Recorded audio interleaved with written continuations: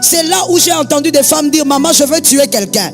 J'ai dit, tu veux tuer quelqu'un, pourquoi? Maman, elle a pris mon mari. Qui a pris ton mari? Ma meilleure amie. Toi, tu crois que quand elle vient chez vous là, à la maison, ta copine, tu crois qu'elle vient te voir?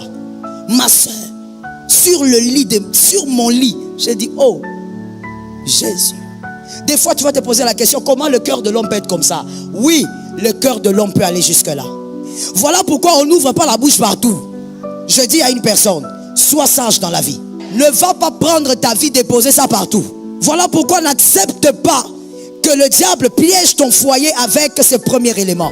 Lorsque tu sens que ton mari commence à être distant, maman, il y a des choses qu'il faut apprendre à récupérer avant que la chose commence à t'échapper.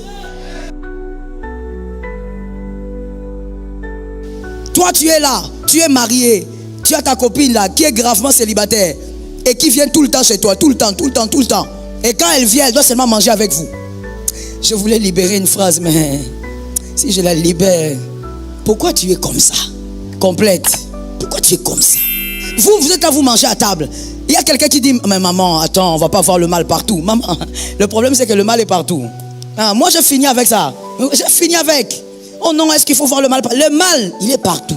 La Bible, c'est pas moi qui a commencé ça. La Bible dit, le cœur de l'homme est tortueux. Il ne s'est pas arrêté là. Ça veut dire quand tu cherches les mauvaises choses là, il n'y a pas pire que le cœur de l'homme.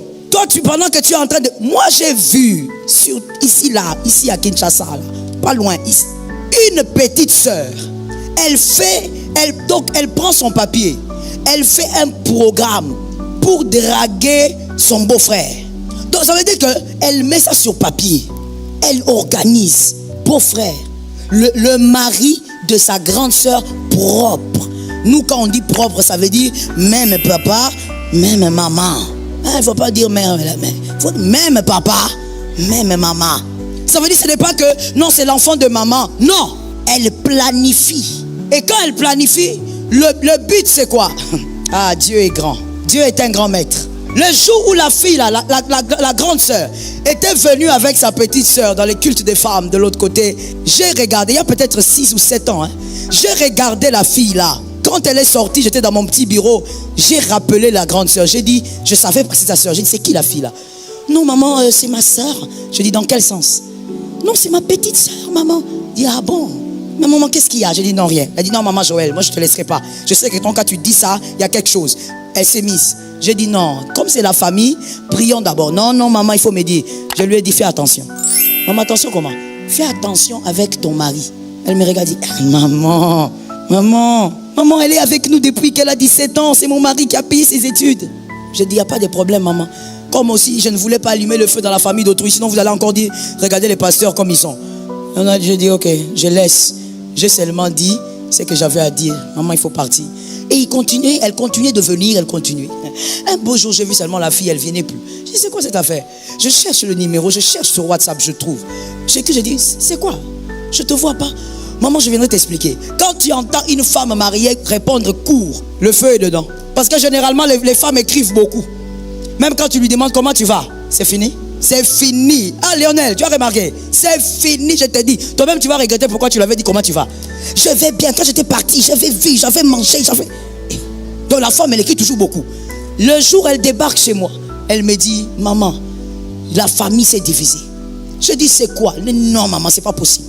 Ma soeur, sur mon lit, j'ai dit, oh, Jésus. Jésus. Je dis, qu'est-ce qui s'est passé? Je dis, ah, maman, qu'est-ce qui s'est passé? Comment ça, qu'est-ce qui s'est passé? Je l'ai vu sur le lit. Je dis, me dit, Jésus est là. Qu'est-ce que tu veux que je dise? Jésus est là. Ça va aller. Dieu va te consoler. Je dis, maintenant elle est où? Maman, je ne sais pas où elle est. La famille s'est divisée. J'ai dit à mon père, si cette affaire-là, on ne règle pas. Je dis, oh my God. Des fois, tu vas te poser la question, comment le cœur de l'homme peut être comme ça? Oui, le cœur de l'homme peut aller jusque-là. Je dis à une personne, sois sage dans la vie. Ne va pas prendre ta vie, déposer ça partout. Voilà pourquoi n'accepte pas que le diable piège ton foyer avec ce premier élément. Qu'il ne détruise pas le partage de la vie. Et les crises antiques peuvent créer un désintéressement. L'homme n'est pas intéressé à partager la vie avec sa femme. Il partage mieux la vie dehors qu'avec sa femme. La femme partage mieux la vie avec ses copines au téléphone qu'avec son mari. Aujourd'hui, dans les couples, il y a plusieurs couples qui souffrent des crises antiques. Ils souffrent de la pression des crises antiques. C'est-à-dire que la femme, elle partage sa vie avec son téléphone. C'est son téléphone qui est devenu son époux, son mari. Or, quand il n'y a pas partage de vie, il y a une certaine fragilité qui s'impose. Il y a une fragilité qui s'impose dans le couple. Le couple devient fragile. Même spirituellement, vous devenez fragile. Parce que retenez s'il vous plaît pour la vie, le couple qui est fort, ce n'est pas d'abord le couple qui prie beaucoup ensemble, c'est d'abord le couple qui partage la vie ensemble. Parce que c'est l'unité qui crée l'exaucement. Selon le livre de Pierre. Ce n'est pas le fait de beaucoup prier ensemble. Non, c'est l'unité de l'homme et de la femme qui crée l'exaucement. Et donc, avant de beaucoup prier ensemble, il faut d'abord cette unité-là. Ce partage de vie-là. Mais vous verrez que l'homme est désintéressé complètement. Quand tu lui poses la question, il dit, ah, ma femme là, on va parler de quoi? Elle est ennuyante. Elle, c'est seulement novelas. On va parler de quoi? Il y a un désintéressement qui se crée. La femme même n'aime pas sortir avec son mari parce qu'ils n'ont rien à partager. Même aller acheter quelque chose quelque part, elle ne peut pas. Parce qu'ils n'ont rien à partager.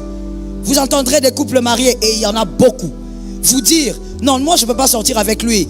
Quand on sort ensemble, on finit par se disputer. Mais vous vous disputez pourquoi? Pourquoi vous ne partagez pas la vie? Non, on n'a rien à partager. Les crises antiques créent un désintéressement. Et finalement, il y a un mur qui va commencer à vous éloigner l'un de l'autre. Vous dormez sur le même lit, mais vous êtes comme des inconnus. Vous mangez sur la même table, mais vous êtes comme des inconnus. Maintenant, mon frère, comme le diable est malin, comme la Bible le dit, ce n'est pas en vain qu'il utilise cette stratégie. Ce n'est pas en vain que les cris antiques utilisent cette stratégie. Plus vous vous éloignez, plus l'un et l'autre, vous aurez besoin de trouver quelqu'un avec qui partager la vie. Quelqu'un avec qui partager le secret. Le secret de votre vie. Puisque vous ne partagez pas la vie, vous n'allez pas partager les secrets. Quelqu'un d'autre va porter vos secrets. Or, le secret d'une famille, d'un couple, reste en couple. Je répète. Le secret d'une famille ou d'un couple reste dans le couple ou dans la famille.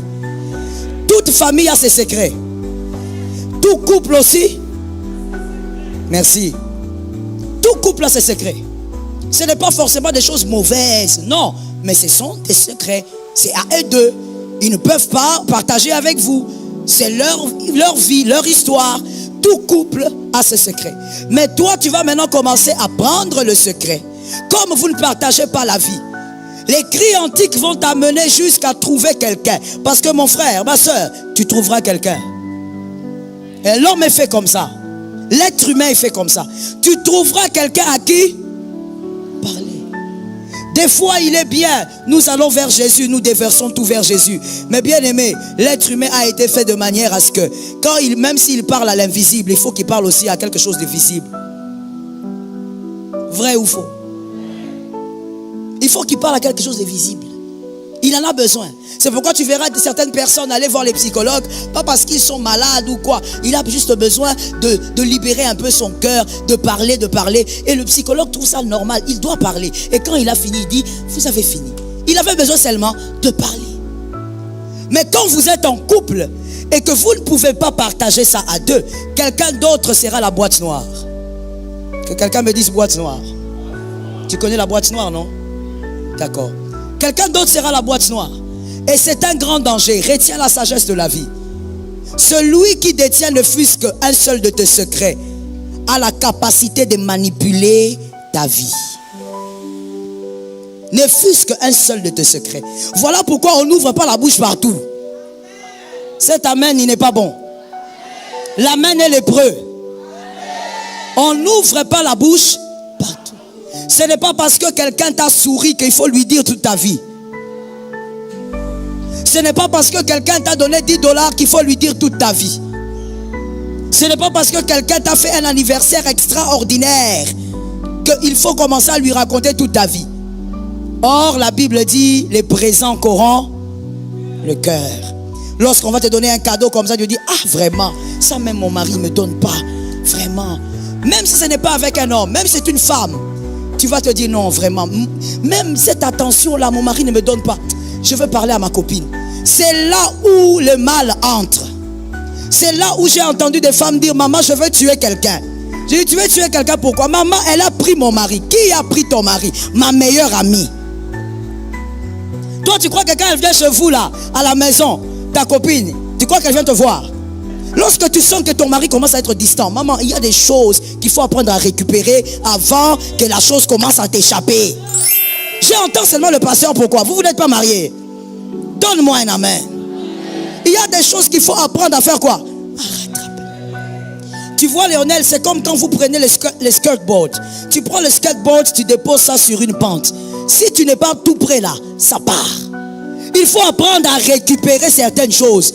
N'attends pas que le mal puisse te sourire en face. Tu remarques, tu connais ton mari. Tu remarques que ton mari est devenu distant. Aujourd'hui, il dit non, je suis fatigué. C'est parce que j'ai beaucoup travaillé. Bon, tu comprends. Après quelque temps, tu remarques que ça commence à s'empirer. Toi, tu es là, tu regardes. Voici une femme insensée. Parce que je refuse de dire la phrase. Voici une femme insensée. Quand tu remarques ça, tu dis, ah, écoute, si lui, il est en train de faire ses bouts là, moi aussi, je reste de mon côté. Tu es en train de détruire le jardin que Dieu t'a donné. Est-ce que quelqu'un m'entend? Même la Bible dit que le plus fort soutienne le plus faible. S'il a été attaqué par le diable, toi tu es plus fort. Le diable ne t'a pas eu parce que tu es plus fort. Rattrape la situation. Carbure d'abord en prière. Dis au Seigneur, Seigneur, ce que je vois là, si c'est seulement le résultat de la fatigue, toi tu es vivant. Mais s'il y a quelque chose derrière, je viens détruire énergiquement au nom de Jésus. Lorsque c'est ta femme, la même chose. À chaque fois que toi tu es là, tu avais l'habitude de rire, de rigoler avec ta femme, de badiner comme Isaac et Rebecca. Oh, ces choses ont commencé depuis la Bible. Toi tu badines pas avec ta femme. Toi tu joues pas avec ta femme. Tu es comme un lion. Même le lion, des fois, il roule un peu avec la lionne. Toi tu es là comme ça, comme un demandeur d'impôts. Tu sais pas comment ils sont. Ils sont là. Si vous ne comprenez pas, bon, je vais trouver l'autre exemple qui va t'aider à comprendre. Tu es là comme un agent de la SNEL.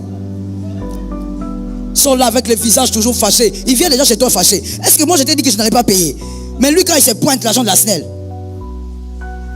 c'est-à-dire là, ah, c'est les agents qui s'occupent de l'électricité. Non, ils sont là comme ça, déjà fâchés. Comme pour dire, je sais que tu ne veux pas payer. Mon frère, arrête de vivre comme ça avec ta femme. La Bible dit, Rebecca et Isaac badinaient. Le chef, le roi a regardé, il a dit, ça c'est, tu as dit que c'était ta soeur comment? Il dit, oui, c'est ma soeur, parce que Isaac a répété le même mensonge que son père Abraham. Les choses dont on parle là. Les animaux, en train de crier. Même les pères de la foi. Ça l'a attrapé. Oh Jésus, que Dieu vienne nous délivrer. Si ça l'a attrapé lui, Jésus, que Dieu vienne nous délivrer. Isaac a refait exactement le même mensonge. Non, c'est pas ma femme, c'est ma soeur. Ah bon? Ok. Et après un moment, le roi regarde et dit non, Isaac, tu as menti. Hein? Je t'ai vu comment tu badines avec elle. On ne badine pas avec une soeur comme ça. Mais s'il n'avait pas badiné, toi tu ne badines pas. Toi quand tu viens là, ta femme fait un peu pratiquement, comment agissent-ils? Je te donne 2 points ce soir. Premièrement, ils agissent en créant un désintéressement. Quand l'animal crie, l'animal crée un désintéressement. Un désintéressement face à la vie qui est censée être partagée. La vie qui est censée être partagée entre l'homme et la femme.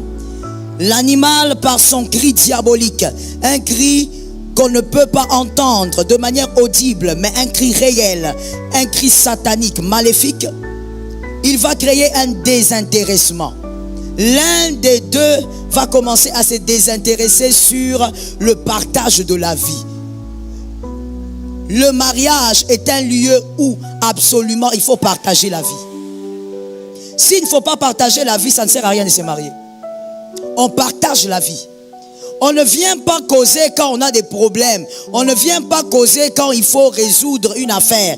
On ne vient pas causer pour savoir comment on va payer les frais scolaires. Non, on partage la vie. On partage la vie et dans ce partage-là, on règle les problèmes de la maison. Vous avez compris la nuance? On partage la vie. Et dans ce partage, on règle les problèmes de la maison. Mais ce n'est pas un lieu où on règle les problèmes de la maison. Seulement, vous vous rencontrez. Vous causez seulement quand il faut régler les problèmes de la maison. Donne-moi l'argent de la provision. Donne-moi les frais scolaires. Donne-moi, fais ceci, le courant. Et c'est à ce moment-là que vous vous parlez. C'est à ce moment-là que vous partagez. Je ne sais même pas dire si vous partagez. Vous ne partagez rien. Vous discutez pour une affaire quelconque.